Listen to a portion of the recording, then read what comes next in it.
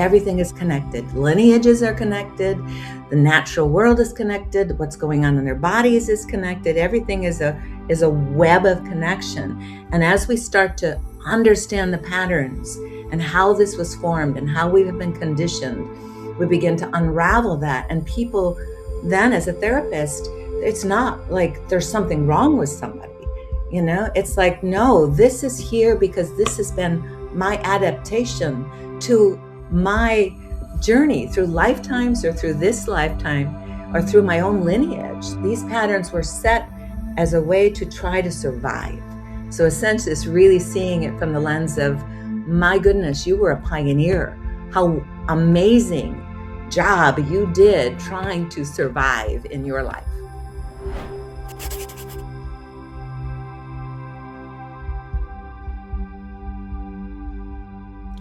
Hi, everybody. Thank you for joining us today. I am so excited about the conversation that I'm going to have today with Carley Mattimore. First of all, Carley, thank you for being here. Really excited to have this conversation. Thank you, Lisa. I'm really excited as well.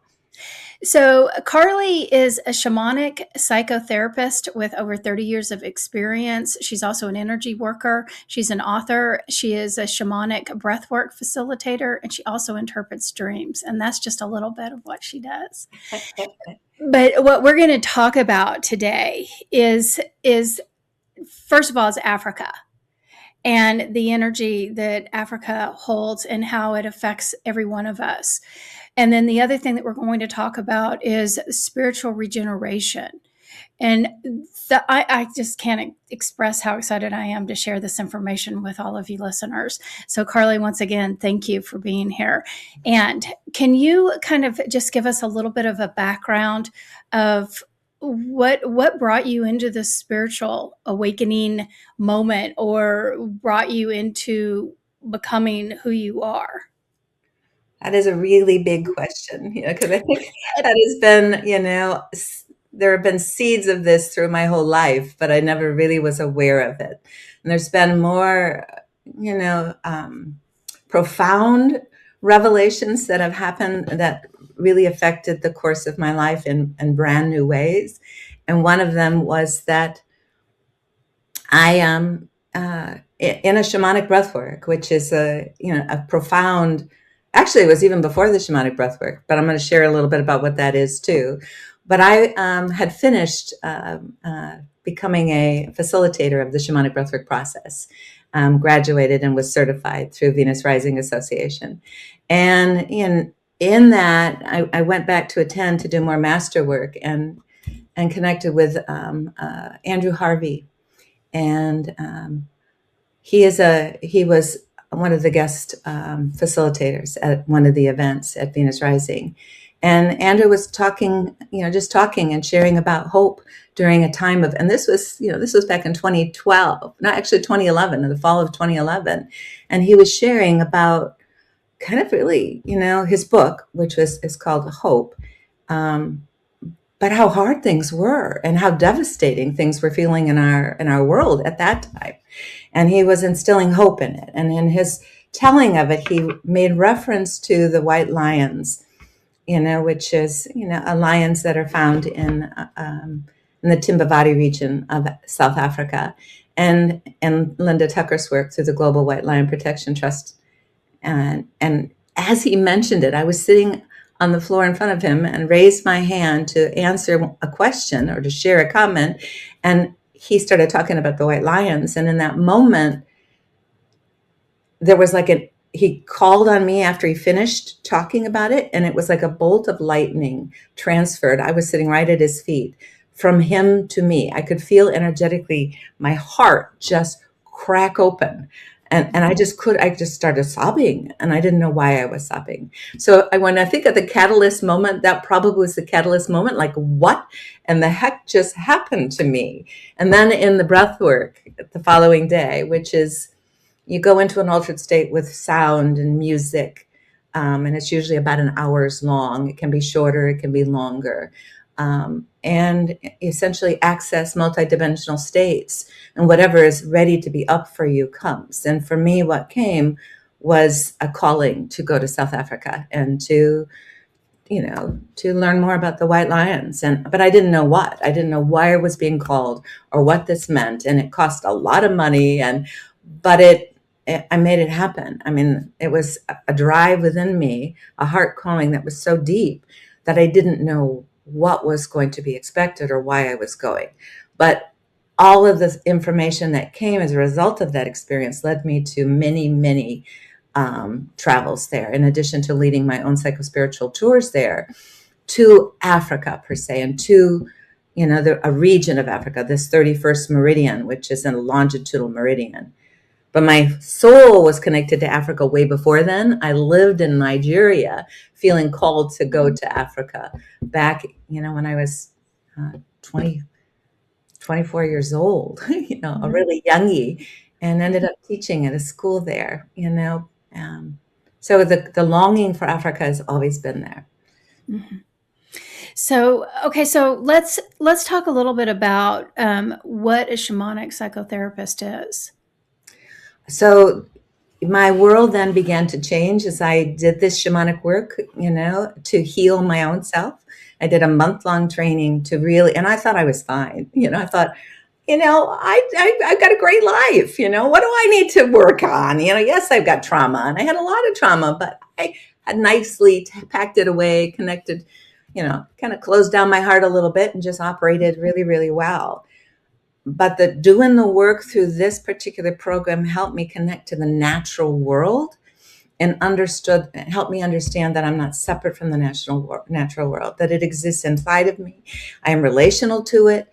And that's what shamanic is. Shamanic means our connection to the life force energy, which is connected to the trees and the rocks and the earth and the stars, the plants. All of these are beings, and they're an aspect of of the shamanic world.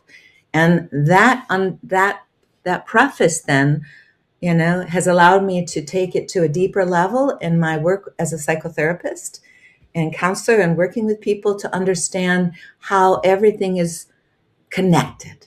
Everything is connected. Lineages are connected. The natural world is connected. What's going on in their bodies is connected. Everything is a web of connection. And as we start to understand the patterns and how this was formed and how we have been conditioned, we begin to unravel that. And people then, as a therapist, it's not like there's something wrong with somebody. It's like, no, this is here because this has been my adaptation to my journey through lifetimes, or through this lifetime, or through my own lineage. These patterns were set as a way to try to survive.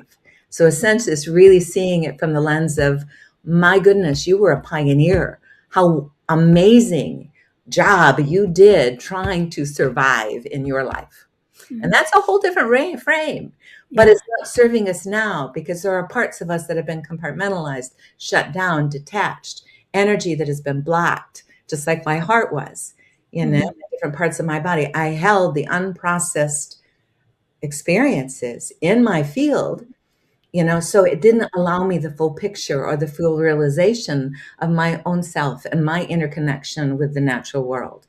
As this starts to open up, we begin to see each other as a brother and sister, whether it's, nature or ourselves, but we are nature. So that's the shamanic piece, helping people understand themselves and to get a different frame of reference, to hold compassion and heart for themselves as they begin to unravel that and reclaim, essentially that's the regeneration. That's the work of the regeneration. Yeah. And that's what I was getting ready to say. It's that, this time that we're in, that we are becoming more familiar with the truth of who we are, that spiritual aspect, this energetic body that I am, and that interweaving. And the way that you described that, we can see it in so many different formats, but, but however you want to look at it, if I want to just look at this energetic body that's within me, this web, whether you see it as light or stars or sparklies or an elephant or a palm tree, it's all integrated and it's all the same. And so what you're talking about is this web of life that we may not see so clearly until you can break it down the way that you're talking about it. Yeah. Yeah. So when we're talking about spiritual regeneration, again, I think that we're in this beautiful time right now that this is what's happening to us. So put it in your words what you mean by spiritual regeneration. When I think of regeneration is about healing and transformation. It's returning something to this most vibrant self, to allow for co-creation. Maybe that's the word. I mean, I feel a little bit of charge around that, like emotional. It's like, because when we've nourished the parts of ourselves that have been disconnected from us, when we feed it, nourish it, heal it, release it, transform it, we step into our own organic nature as completely healthy beings. So when you think of like soil that has been used over and over and over again is depleted. It's still there, but it doesn't grow very healthy food. It's compromised. And for our own bodies, we too are compromised through all of the ways that we have adapted with our defenses and our stuffing and our disconnect and our, just shutdown essentially, and detachment from life itself. If we don't have access to that frequency and those connections, we aren't growing, we're not thriving. And as we begin to nourish it by doing, and for me, it's doing, we're looking at a holistic model, certainly intellectually understanding it, but it's also working at finding ways to help move that energy in the body through energy work or through shamanic breath work. These are the two that I use. Movement of some sort, intention to release these pieces from the body, because a lot of it has to do with our intention and readiness to change and to heal. And so these techniques, there are many different other things that I use, but it helps to release this, to allow one to regenerate their own neurological system, their own, emotional regulation system. And I also, because I think food is such an important part of it as well, that we're eating foods that are also regenerated, from the healthy soils, so that they're carrying the energy, and the nutrition and the intention of supporting our own bodies. And because everything is connected, when we eat that, it is in us as well, and it's a part of us. I don't know if that answers your question, but it's a lot of. Yeah, well, it does. But the thing that you mentioned was that that you went through this experience and you didn't realize that your heart was blocked. You thought that life was good and everything is okay and there's nothing wrong with me. It just is what everybody goes through. That's common. That way of thinking is what people usually feel, unless something has really rocked your world. Then you start looking at it, or you get into a class or something that it's like, oh, I didn't realize that this might be a problem. So how do people start identifying that there is something that's going on that they need to clear? That's a good question. What is the catalyst that brings one to attend a workshop, or to seek out a therapist, or come from for an energy session? Often there may be something, they're unhappy, they're feeling like something's missing in their lives. They might have gotten a diagnosis. They've got some sort of physical condition going on. There's a holy longing for something better, and they don't know exactly what it is. My life feels like something's missing, even though I'm fine. Something's missing. And then it's a really good question, because reflecting back onto myself, I can hold a big container. I'm a mother of, I was the oldest of 6 children in a family. I was the mother of 5 daughters in a blended family. I could hold that big container, but I was really suffering. I thought I was okay, but you could see, I could feel that there was, my life. I was compromised, you know, and I think it's an intuitive knowing. And a lot of times there's a lot of defenses around that and a lot of fear around that, you know, Mm-hmm. to know. But when something is there nudging us, pay attention, really pay attention. If you have some of those feelings, that's, you know, and there's avoidance, because that's the other piece, you know, because after you start to do the work, there's less and less avoidance, because when you get triggered, when something happens and you're like, oh my goodness, it's coming back up again. I can't believe I'm going through this again. Instead of like trying to keep it down, I'm moving to, and others move to, I don't want to go through this, but I know it's exactly what it's going to bring me. It's going to be so amazing that I'm going to choose to do it, because I'm now ready. I don't have to fight it. I can work with it, and I know I will come out the other side. But that's a whole progression of growth, Yeah. you know, to understand like, okay, this is good. What do I Mhm. avoid? You know, Mhm. is exactly probably where I need to go. Yeah. Yeah. And I think I want to emphasize that so many of us in this world are just repeating patterns that, generationally, you get brought up as a kid, you start getting conditioned that you have to live in this world where you're going, going, going. We live in fight or flight, and we don't recognize that we can step away from it because we don't have anybody around us that can explain it, because everybody's kind of following us. I call it's kind of like that. Oh my gosh, was it Peyton Place? I can't remember. My mind just went blank. But where all of the women were all looking the same. They all look the same and dressed the same, cooked the same, used like we all use Tupperware. And it's like everybody is just that same A little clone, robot. like a Yeah, clone. the clone. Yeah. And we're all doing the same thing, and we don't realize that we can jump off of that pattern. And so I think that that's why I wanted you to kind of help and express that when we start seeing that well, my mother was like this, all my friends are just like this, so I guess this is just the way it's supposed to be. Right. Yeah. Thank you for bringing that part in, because that right now I think is becoming even more. A lot of us have more awareness of how much we are conditioned, you know, and with that conditioning, and there's lots of different reasons why we also are creating a greater wedge between us and another person, you know, whether it's all related to our belief systems and how we see the world.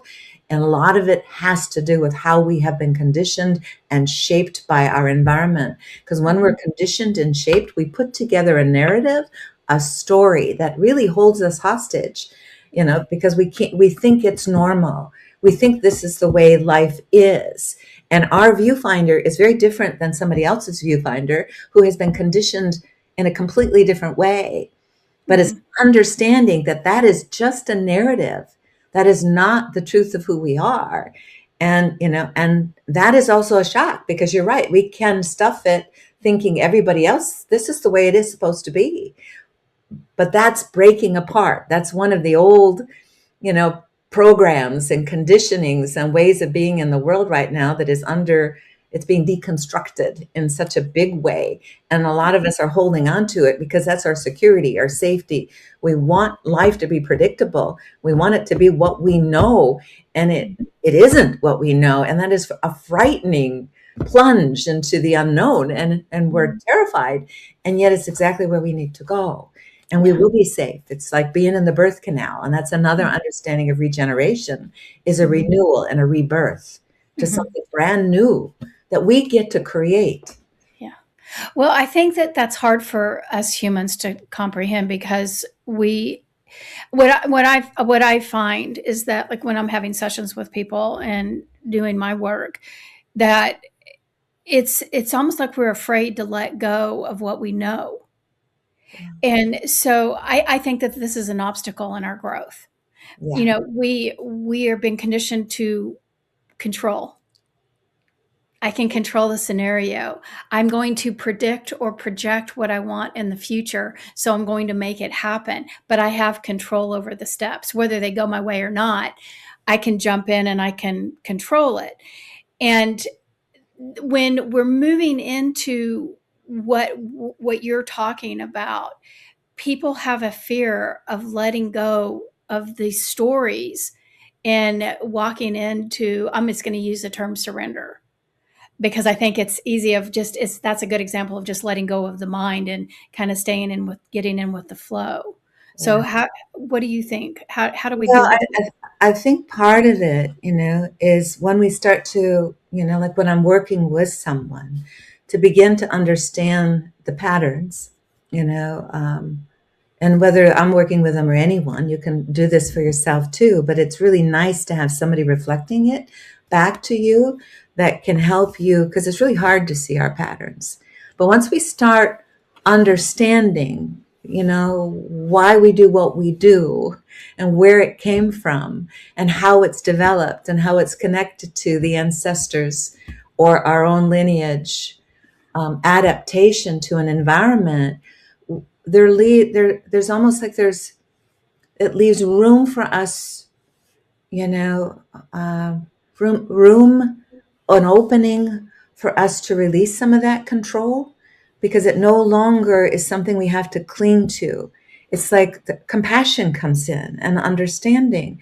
And I think that's, and that heart centered, like, oh my gosh, my relatives really, my lineage went through hell. They went through such a challenging time, and how amazing they did. But I can see now why my father did what he did, or my grandfather did what he did, or my grandmother.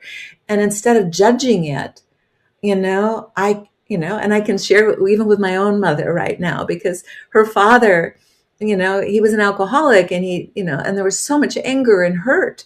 But once we started unpacking his story, what he went through, now when she talks about him, it's not from anger. She's 94 years old. But the way she talks about him now is like, I can understand. I don't blame him for what he did.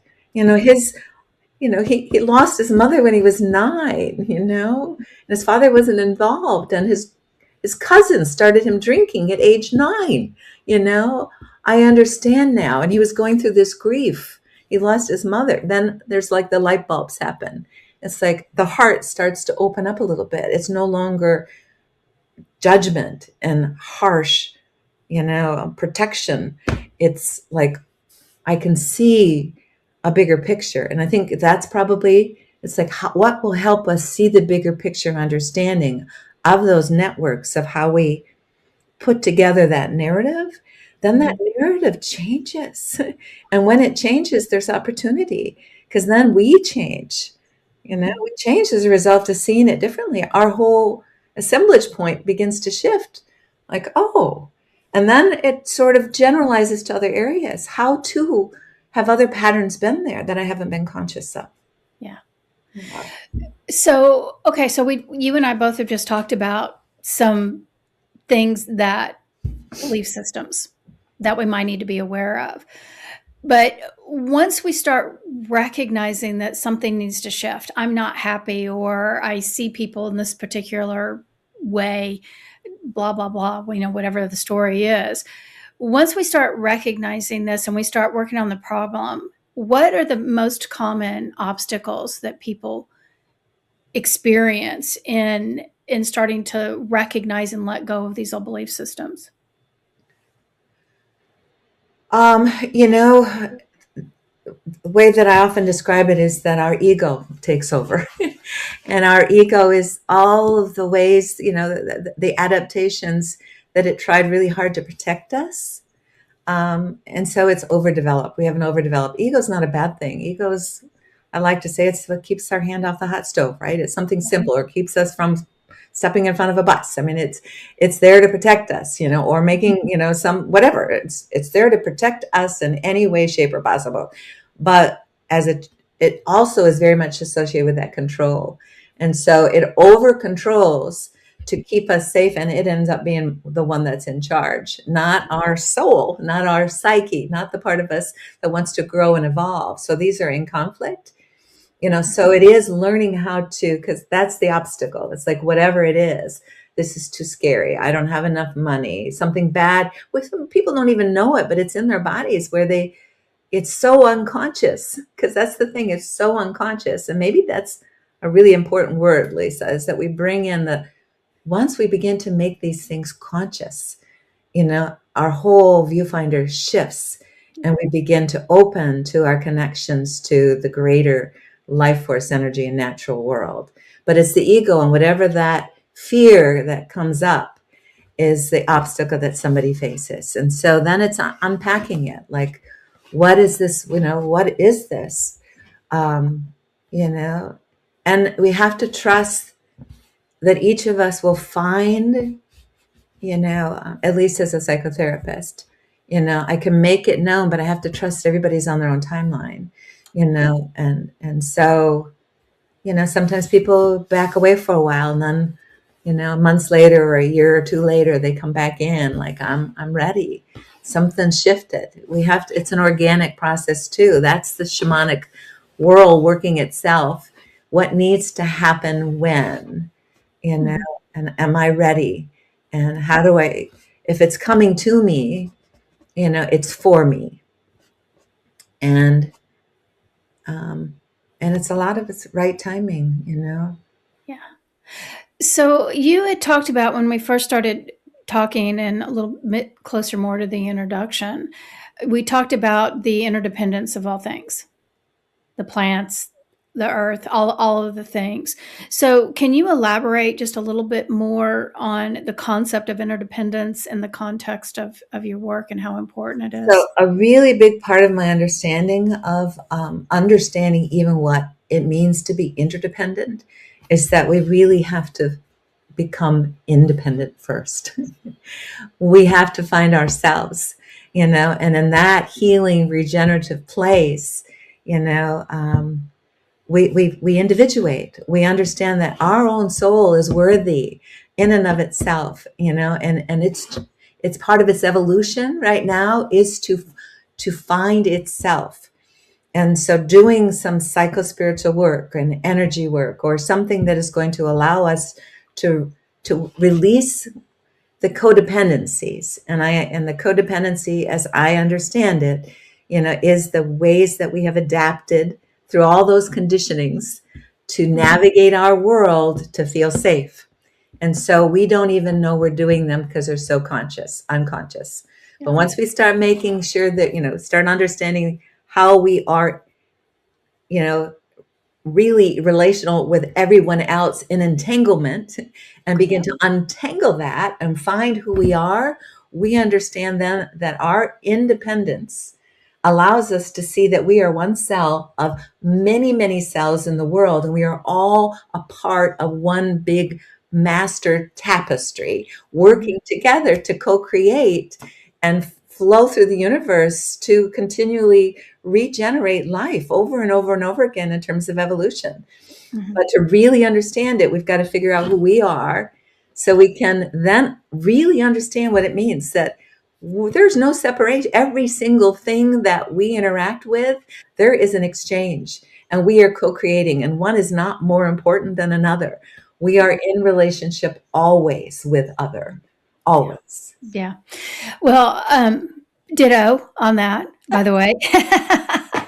Yeah, I talk about this a lot, but I think I want to go back to the statement that you made about how important it is to be independent, because this is also another hard concept for us humans to understand. Yes. A lot of it because we are conditioned to believe that I'm supposed to fit in whatever society expects me to be. I'm supposed to fall into that mold. I am supposed to please everyone's demands. Yeah. Mothers especially have to take care of the children, have to take care of the house, and it's my assignment. And I hear this all the time. My purpose in life is to take care of others. My purpose is to be a giver. But like what you said, I want to elaborate on this energy that is intermingled in this way of believing. So can you break that down a little bit more? And that yes. Good question. It is an energy, when it's entangled, it's like, this is an example, like this is me here, and this is the other. If I'm entangled, my energy is this way, trying to intercept and navigate and control and, what I think is helping, because I'm supposed to do that. This is my role, but it has been a conditioned response, it's been a conditioning throughout one's childhood and lineage about how to be in the world. But it throws my own energy off alignment.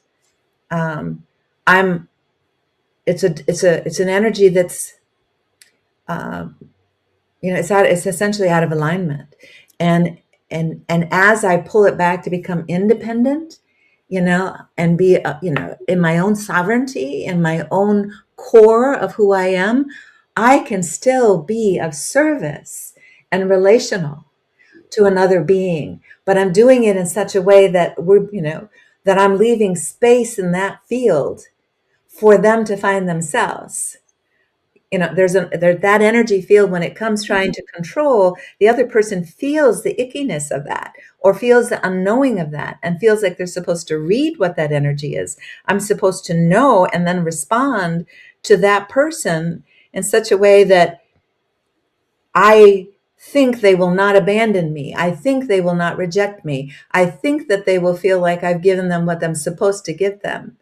And it just throws everything off whack, because we really don't know what it is, but I'm responding from what I think, and I'm feeling the pressure of the energy field, and there's no room for me to find myself. I'm just reactive, but if I'm independent and I'm like, I am here and I am of service to the world, but I'm in my own body, or I'm in service to my children, I am building a whole different kind of energy to allow space here for them to find themselves. It's like a holder of a container. And this is an understanding of that safe energy field, of the strength, of the compassion, of the heart-centeredness, that I am now able to hold it for another to fall apart if they need to, but to be there to hold that space for them in love and compassion as they grow themselves up, to find their purpose and their soul,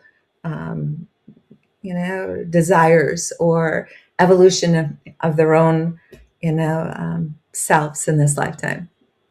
Yeah, and I also want to add to that is that this is so important as a part of our spiritual growth. And when you're talking about spiritual regeneration, I think that this is part of that regeneration, that is becoming more familiar with our truth, our independence, and figuring out who we are. How do you feel about that?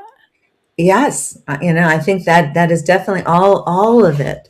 That spiritual regeneration and even psychological regeneration is a part. That is the soup that we are in. We are changing. It's just like a cake. You put the cake batter in the oven, it's just liquid, and as it bakes, it begins to form. We are in the soup of all of this awareness, and it's really quite amazing, Yeah. Lisa, because I feel like there's so much regeneration going on. So even though there's been resistance, and there might be people like, I'm fine, why do I need to do this? For me, that was in 2012, 2011, so much. It's rapid now, rapid change, and people's insights are amazing. People are getting, it's like the light bulbs are going off all the time. Yeah. And that regeneration is happening because it's like the 100th monkey principle.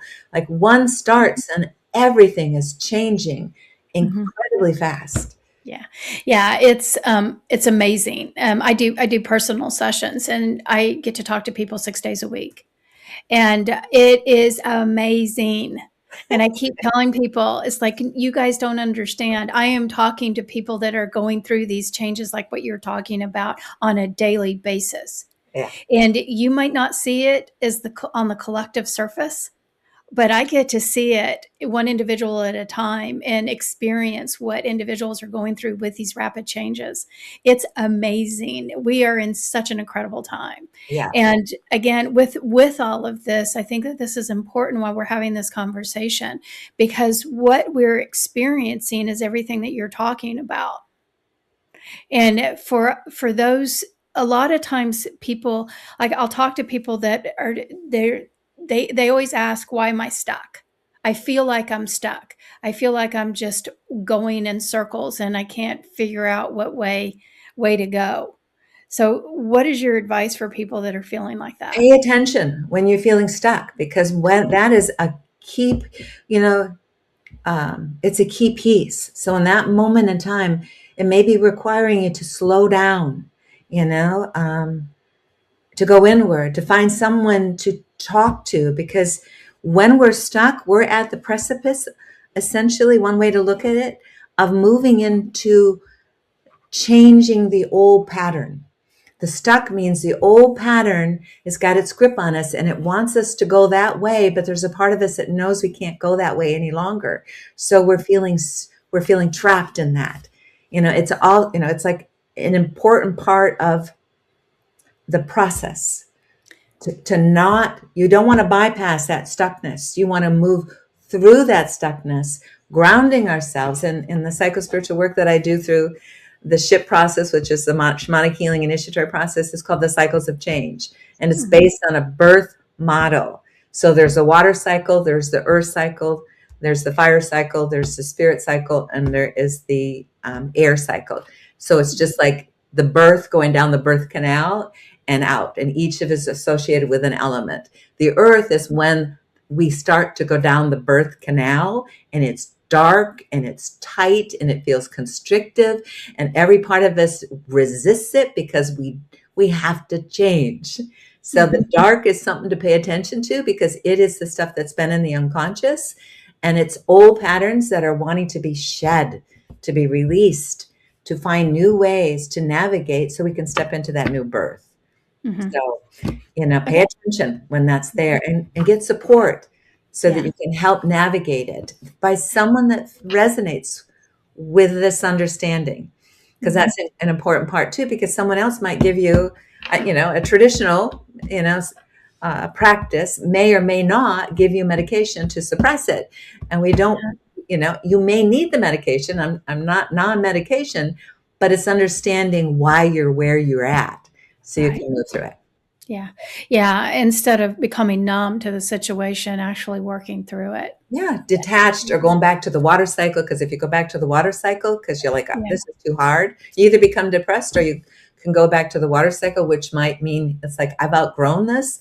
Yeah. But and outgrowing it means I don't fit in this anymore, but I have to detach, or I have to use substances, or I have to overwork, or I have to, I have to do something to not feel. And feeling is the important part of this. It's the catalyst that helps us to move through it as we navigate and digest our emotions. It's digesting our emotions. And that's it. Well, and that's another key thing that you just talked about, is about not feeling our emotions. And, in society, there's a lot of individuals that are taught not to feel their emotions. Either the other person doesn't want to hear how you feel, or, like I was raised in the generation of, my mother would say, I'm going to give you something to cry about if you don't stop crying. Me too. Me too. Yeah. And, and we weren't taught how to feel our emotions or work through them. You're just supposed to stuff them down and pretend like they don't exist. And I know my parents were raised that way. My mom and dad both. You're just supposed to suck it up and, not talk about anything. And that's what we need to move away from. Yeah. We need, like you said, I think that's why it's so important for us so to start. But, and it is a process, because there's a lot that's been constricted and heavy and dense in our field, years ago, from my own heart, and I didn't get it, but I got it through an exchange with another person. He's like, what are you feeling in your body? And I really couldn't feel what was going on in my body. I thought it was my lower chakras, that there was something, going on there that I was having trouble digesting. And they just gave me a mirror, because what they felt was, no, your heart is blocked. And I said, how can my heart be blocked? I cracked open. And, essentially, like when the heart cracks open, it feels so immense, that you can't even, like, wow, I'm feeling feelings for the first time.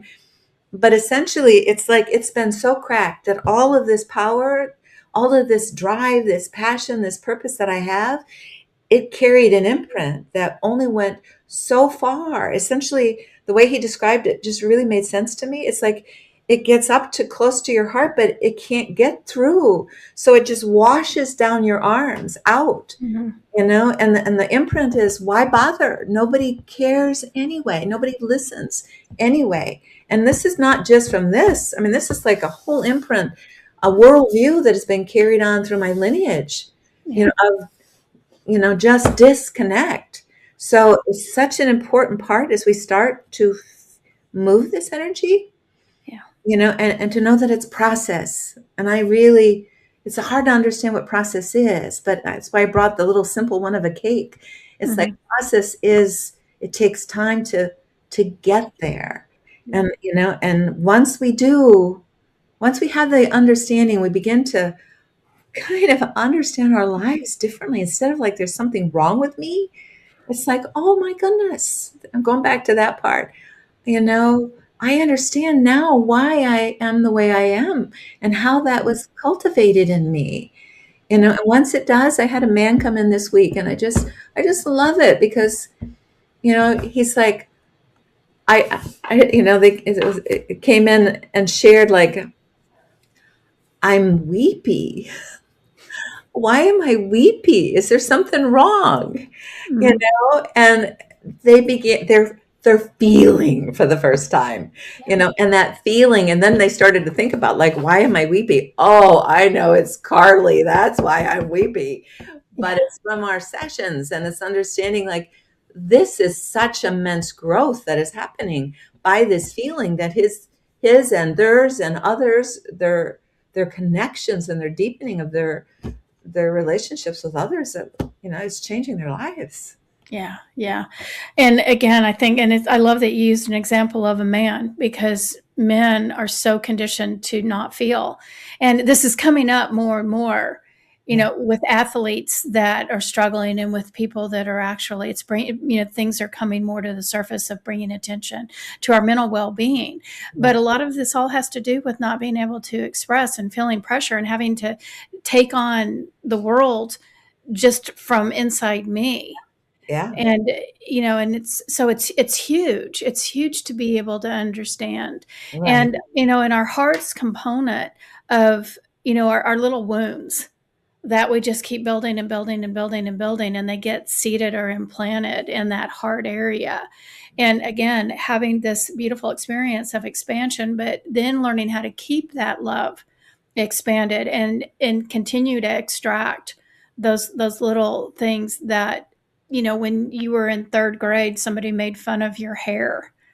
And it's like, okay, well, my heart just got hurt. So we're starting to close it up. We're starting to close it off. And some core experience, just everything then began to build on that. So when we have an experience, we try to understand it. It relates to that, how someone made fun of our hair, and how we felt in that moment. And how whatever, maybe we shared it with somebody and they like said something that made us even close up a little bit more. Yeah. And we went home and told mom, like, somebody made fun of my hair, and they said, just get over it. Not, it's just your hair. Yeah. And then you're like, oh, I'm not supposed to be upset about my hair or these feelings. So I tuck them away. But yeah, that's it. And men have had, I'm seeing a lot more men right now, which is just beautiful because they're hungry. Yeah. I can feel the emotion of that. They're hungry. One man came in and said, I don't know what you do with my wife, but I want that. I want that. Yeah. And it's big, because they too are feeling it. They can feel it in their relationship with their spouse. And now it's wanting to open up and understand how the conditioning of what we've done to men has been horrible. Yeah, horrible. Absolutely. They can't, and we both men and women hold the masculine and feminine in them. And I say masculine and feminine, but it's really, it's these opposing qualities and traits of the right and left brain. So that's a loose definition of these pieces, but it's how we tend to see the world. But it's understanding that a lot of those right brain characteristics and traits have been, kind of tied up in a knot. They've been not allowed. And so, think about that. When we have something that's not allowed, we can't express that. We are operating from a very small viewfinder. Absolutely. Well, it's yeah, absolutely. So, okay, so let's go back to Africa and your experience in Africa. And you and I had a very beautiful conversation before we started this interview of not, you've had several experiences in Africa, but I want to talk more about how the energy of Africa and is how powerful it is, and then plus how we are more intertwined with that continent than what we could be aware of. Can you kind of share what you shared with me? you know, Africa is just briefly to get a connection. If we understand as within, so without, as above, so below, that everything is a representation of everything.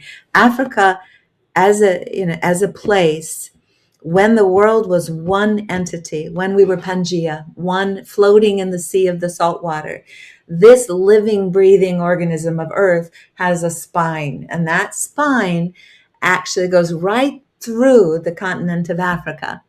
When now it's formed into a different land masses on our planet, but the spine still exists as this energetic meridian that goes down the center of Africa, which connects us all to where we all originated from. Like, this is where we came from. Our soul evolved. This is what is out there, and it feels so right to me that this is where we originated. This is where our ancestors came from. This is where our connection to the life force energy has evolved. And on that meridian, which is like a spine of the world, there are all these neurological meridians and pathways that connect us to the whole world. It's like we are all a representation of that, and interconnected. Once we begin to, there's so many symbolic meanings and understandings of this meridian. Very sacred places are on this meridian. One is the Sphinx, which paws are on this meridian. It was built to be on this meridian. There are ancient cities that are on this meridian, like Great Zimbabwe, and Zimbabwe is on this meridian. The white lions, these white messengers and carrying incredible light, are only found on this meridian naturally. They came from the area of Timbavati. There's also an ancient astrological calendar on this meridian. As we begin to, this has been, the power, I don't know if the power is the right word, but it's like this energy is so palpable because it connects us to all that is. And it has been so, through many, many years, it's been sort of gone into the dark, essentially seen as the dark continent. It's sort of been erased from our memories and our bodies of understanding our own origins, and it's a longing that some of us feel. I feel it deeply in my own body. Like, I knew I was connected and I needed to go there. We don't all have to go there, but my going there was so connected to the shamanic wisdom. And the shamanic wisdom is that of what I shared earlier, is that it's connected to the natural world. It's connected to the elements. So when I go there, I'm connecting with the animal kingdom there, and these messengers like lions, because lions are the top, apex predator, and they are connected to us spiritually on so many levels. Most of the religions connect to lions, in a really powerful way. And their message to us is really about putting things back into alignment with nature, to reestablish our connection with the Garden of Eden being our connection to all of the natural life. And stepping into that framework of understanding helps us reset that, to be in relationship with natural laws, not man-made laws, and finding that heart-centered place within us to activate that that ancestral knowing in us. Mm-hmm. Mm-hmm. I don't know if that. Yeah, well, so I'm curious about the experiences that you've had. As you're talking, because I'm thinking there's so much chaos in Africa. There's so much, with the battles and the wars and everything that's going on. How do you think the surface chaos is interacting with the energetic properties that are in the earth in that area? Does that make sense to you? What do you mean the energetic properties? It's like, okay, so the meridian energy, that the natural energy that's there. Yeah. Um, there's been so much trauma, and that is, so things are out of alignment because of that trauma, um, and that it's, and that we're in the process right now, like had shared with me earlier, like there's not a lot of discussion about Africa. I mean, it's sort of like, and it's a huge continent with many different countries and many indigenous people and their wisdom here, just like here in the United States or in the North Americas, the indigenous wisdom, I mean, they have gone through a lot of trauma. And so that knowledge and that connection to the earth has been hidden. If we want to look at it that way, it's been hidden from us. It's been dormant. It's been waiting for our remembrance of who we are, because trauma has corrupted the natural rhythm of our relationship with the natural world, so much so that we have been compromised. Everything is, we don't speak that language any longer. The language between us and the natural world has been disconnected. It's sort of not, it's not that it's still there, but it's disconnected. It's like it's dense and covered, just like our heart is. So Africa expresses that, probably in many ways. I don't know about necessarily more so, but the trauma that has been inflicted on that continent, it's been so out of alignment that it is continuing, and it hasn't been repaired.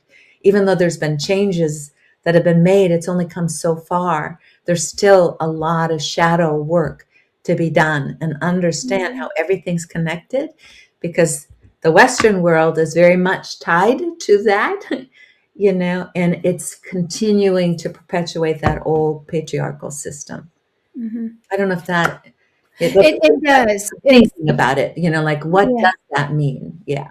Yeah, and I think, for me, I'm sitting here thinking about, like if I want to connect to that energy in Africa, without looking at the surface part, the conflict and, the starvation and, all the things that, that we're aware of in our world, what's on the news, basically, is what I'm trying to say.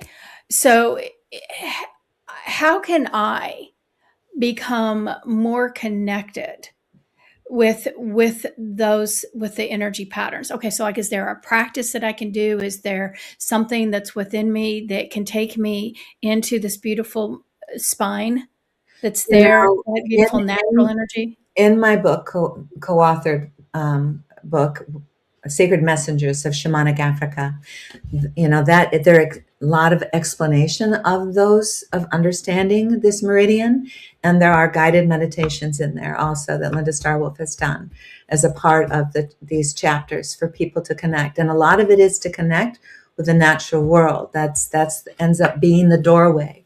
Like, can I connect with the lion of Africa? Can I connect with the giraffe of Africa? Can I connect with the waters, the rivers of Africa? And take that into my guided meditation to see what the messages are here. Can I connect with the wind? Because the air has a message for me right now.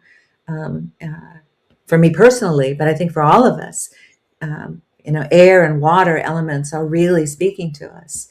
So that would be one way, is to, whether you get my book and you read some of those meditations, or you just connect energetically. Okay, what is the, like hyena? When I think about hyena, how corrupted hyena has been by, and I say corrupted because it has been given a shadow aspect to hold for humanity, when really it's an amazing animal who's actually matriarchal. I mean, in the sense that it is feminine dominated, and is incredibly nurturing and supportive. But that's not the information we've been given about hyenas. We see them as, we see them in like in The Lion King, portrayed as these, that's a conditioning. It's Yeah. not accurate. So if I do a meditation to say, I want to bring in the energy of hyena for what it has to teach me, and be open to let myself trust that these messages are coming in to inform me of something I need, that are there for me to co-create with, a coessence, so to speak. Well, you just opened up another door. So I, in indigenous cultures in North and South America, we I don't know where that came from. They call in animal energy a lot. In fact, I've got my little fetishes. I have my snake right here. I have my bear. Yeah. I have my puma, my mountain lion, and you know. But I want you to explain when you were talking about calling in the energy of these animals. Okay, so tell me how and why you would want to do that. Everything is a teacher for us. We're all connected. So when I think about, you know, each animal carries a particular frequency. It's there to do a particular job. Like, I'm just going to briefly share, like elephants. I mean, one of the jobs of the elephant is energetically to walk the meridians on this spine of Africa, the energetic spine, or the land itself. When it steps on the land, its job is to support the frequency of the energy moving through the earth's body. Okay. So that's its job. Whale it has many different, they both have lots of different energies that they bring. I mean, they're both really, family oriented and heart centered. But the whale opens up the energy frequencies in the waters. So these two are working together to keep the Earth's planet's meridians open and flowing to access information, because they too have been blocked, just like our bodies have been blocked because of the trauma. All right. So if I wanted to call in elephant, that might be, or maybe I go into a meditation and say, whichever animal wants to come to me, for me to work on or to work with right now, to co-create, because this is really a co-creation. So that maybe elephant comes to me because I'm needing its support to open some of my meridians. But I really am a firm believer that I might call that elephant in, but we are in a place of co-creating together.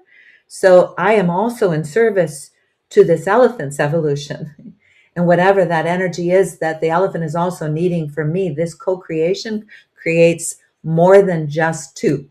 It's it's exponential as we connect with each other to support the energy moving through my body, to allow whatever this blockages have been to begin to soften and soften and open to access more of what I'm needing to to be fully myself, to establish that independence, to be independent.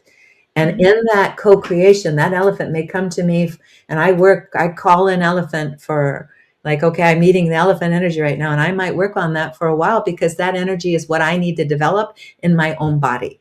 So whatever animal it is there, it's because I might have always, because I have lion, of course. Lion is always there for me, but I have really worked with the lion. So the lion is living, its essence is living in me. So it isn't my first call in now. I call in the animal, or I ask for whatever animal that comes and identify who it is, because that's the animal I'm needing to grow myself up.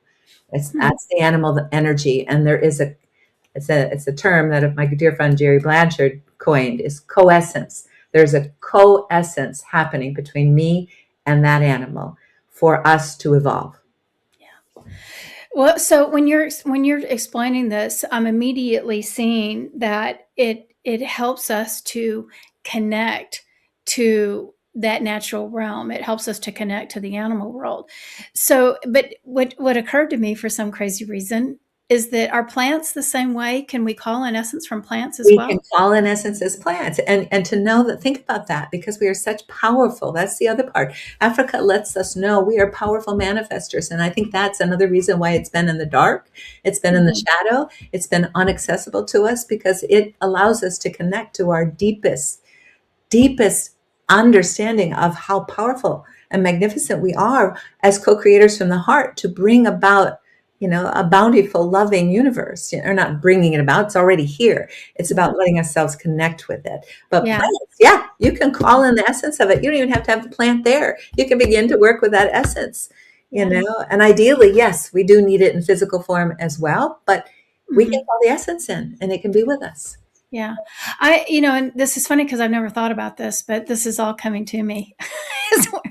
I'm having a moment as we're talking, that little light bulb's coming on. Yay. But, it's like, but, when we're doing this, what I'm immediately seeing is call in the sun energy, call in the moon energy, call in the star energy, call in the water energy.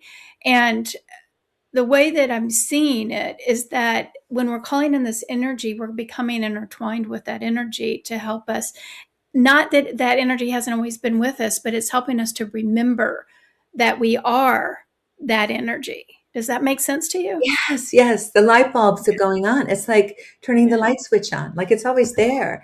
But now that I've turned it on, and I'm committed, and I'll just briefly share, because this came up at a family constellation workshop, and a little exercise I did, and it's quite amazing though, because the night before I had actually been in a very, very tiny group working with the energies of water and air. And then the next morning, the presenter who was presenting said, I don't know why, but I woke up in the middle of the night, and what I thought I was going to present, I'm not presenting, and we're going to work with water and air. Just that powerful. But the message I got, because with the family constellation work, you actually go in, you have somebody represent that. So I chose someone to represent my water, and I chose someone to represent my air, and I actually had somebody represent a support for me too. But I found out that my water, and actually going through and experiencing, and I'm not going to go into that right now, but it's a powerful technique to do. But I had an exchange energetically with these parts to teach me something I needed to learn. And my water was not, it was like in a whirlpool. It was not directional. And my air was like, she was very vocal. My air said, I don't believe you. You want to work with me. I don't believe you. Mm-hmm. And I had to really step into my body to really become embodied, to say, I am committed to Mm-hmm. working. And that I could feel it in my heart the moment that it sank in, Mm-hmm. like, yes, that I'm committed to working with air, because air is a being. Water is a being. Yeah. Water has consciousness. And I mean, it's, air has consciousness. All Yeah. of these are conscious beings for Yeah. us to work with. Yes. Yeah. Absolutely. Yeah. I love it. Yay. Okay. So we need to wrap up. So what I know we just kind of barely touched on everything that you do. And I mean, we didn't even talk about other things that you do. So is there anything that you want to share before we have to leave? I'm very grateful to have this conversation with you, Lisa. It's exciting, and I feel the passion, and how everything is so supportive. For the listener, you know,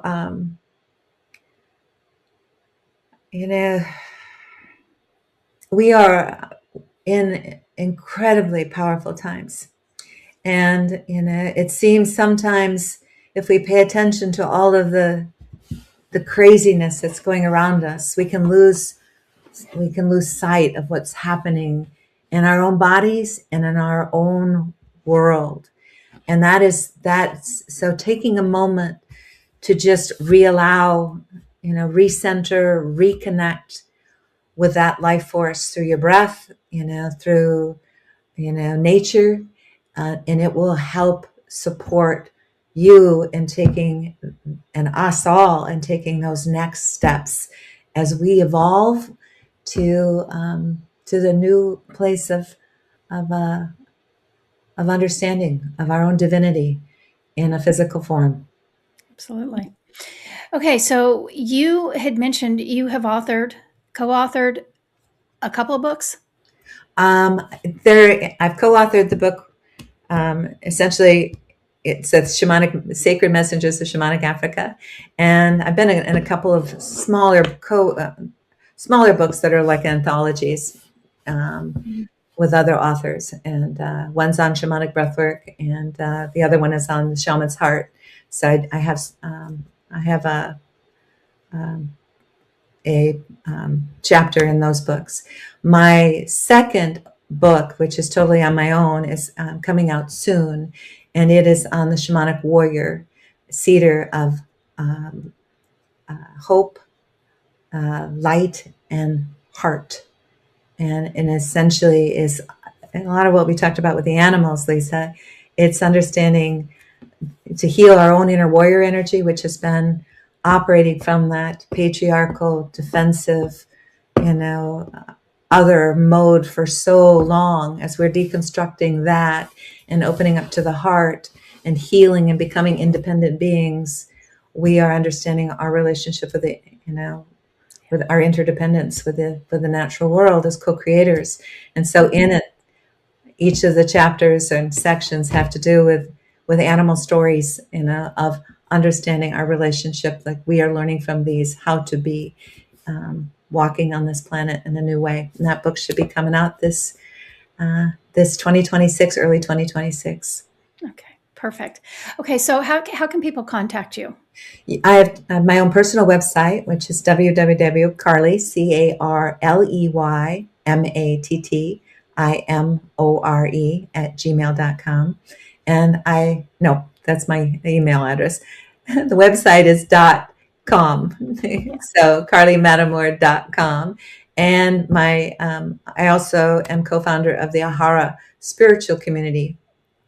And my website it's www. And it's AAHARA spiritualcommunity.org.